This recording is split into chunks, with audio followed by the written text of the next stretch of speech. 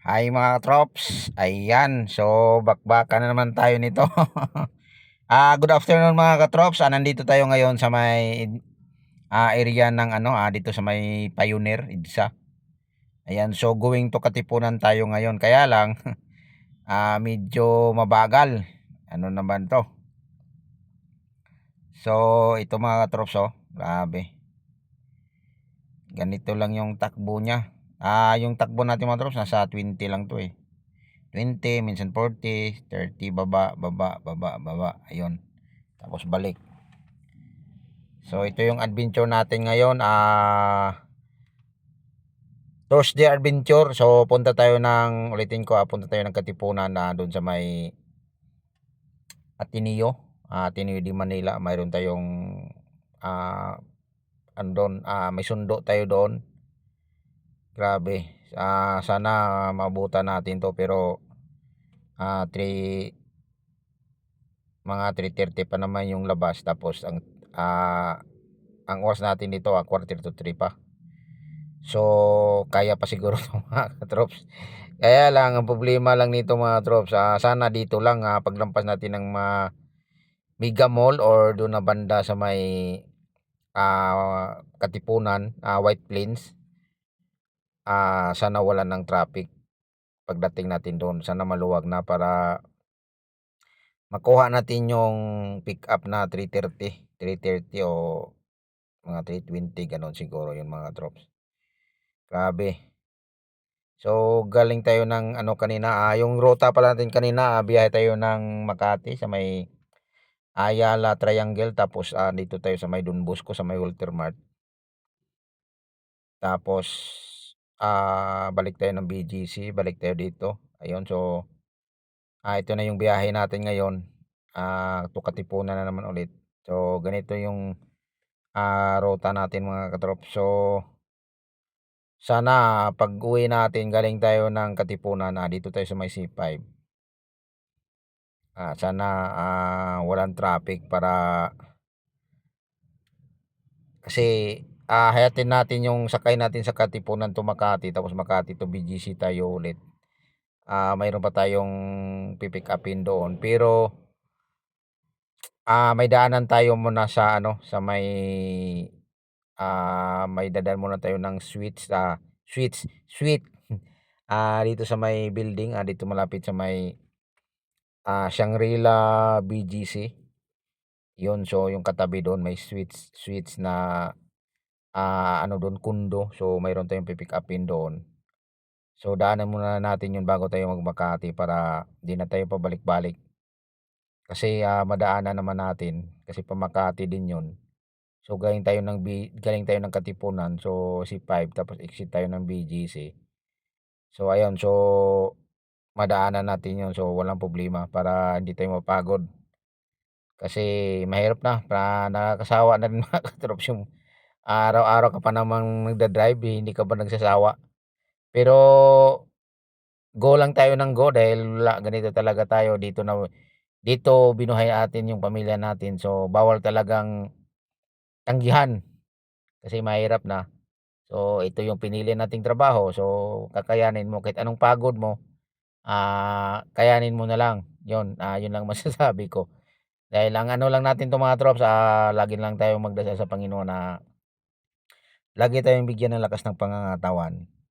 Kahit sakto lang yung kita natin, basta hindi lang tayo magka-litsi-litsi, litsi-litsi, magkaano sa mga utang o ano man yang mga dagdag problema,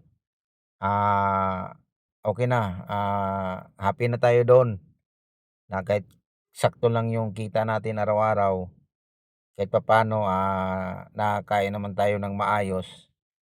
Minsan, mayroon tayong, sobra, maka-share din tayo sa mga kaano natin, yung mga nanghihingi ng pagkain diyan sa kalsada. Minsan, magbigay tayo ng, ano lang, yung mga pagkain lang natin na tinapay o ikakabusog din nila or pang-merienda. So, yun lang yung ano natin mga katrops dahil sa ngayon, 2026, medyo sakto lang. So, laban lang tayo kasi hindi naman siguro sa lahat ng panahon na lagi tayong ganito. Sana, basta magsikap lang tayo mga katropa diyan, mga kabiyahero. Lagi dito sa kalsada, so doble na lang ingat kasi mahirap na, lagi talagang ano, traffic. Always na talaga 'to dito sa Maynila. Wala ka ng ano dito, parang 'pag makadaan ako ng traffic mga katrops, parang naninibago ako. Ayan, ayan na naman yung ano, dito tayo sa may Ortigas ilalim. 'Yan, so minsan diyan mga trops may manghuli din sila mga trops, ayan, yung tinatawag sa amin na blow boys, ayan, 'yan. Dapat ganyan mag-duty sila nasa gitna, hindi yung magugulat ka na lang na may sasalubong sa'yo. Yun pala nagtatago, nagbabantay lang ng ano, may mahuli nila, nagugulat ka na lang. So anyways mga trops, grabe. So usad pagong lang yung biyahe natin mga trops, Ganito lang yung takbo niya galing doon sa sinasabi ko doon sa may Pioneer, wala ganyan lang usad. Pero okey na yan mga katrops kaysa ano talaga, usad pagong. Pero hindi naman usad pagong, parang usad jogging yan. Kasi medyo mabilis-bilis siya. So okey lang yung biyahe natin mga trops, ngayon, hindi naman ano, hindi naman sakto lang. Nakailang trip na ba tayo, nasa 8 na trip na yata, 5, 8. So gano'n lang 'yun. So minsan marami, minsan sakto lang. So okey na. So sa biyahe natin ngayon, medyo ano na tayo, boundary. Drive pala 'yun, boundary na tayo mga katrops. So sure na 'yung ano natin, pang-ano natin, pang-araw-araw nating pangangailangan. Kaya lang, wala talaga, nakakapagod din kahit ganito lang 'yung trabaho natin, nakakapagod dahil nga sa traffic. So dito ka mapapagod sa traffic, hindi yung sabi nila na magaan lang yung trabaho dahil nagda-drive ka lang, pero sa totoo lang mga katrops, mahirap dahil, nag-iingat ka lagi, buhay ang hawak mo doon, yung mga sakay mo. So sabi nila magaan o hindi naman ano ng trabaho ng nagda-drive, pero napakaano din mga katrops, para sa akin lang, iwan ko lang sa iba.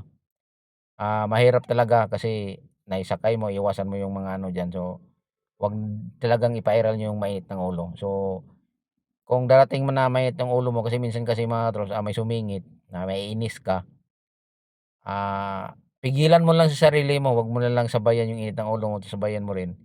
Pigilan mo lang siya, yun lang talaga ang payo ko sa mga katropa natin. Kaya madalas, minsan magkasagian dahil yun nga, tapos ayaw pang magbigay, tapos magsisihan, magtulakan, ayaw aminin yung mali. Kaya napakahirap din 'pag gano'n mga ka kaya iwasan na lang 'yun mga trops, and thank you for watching, and God bless sa ating lahat. Bye-bye.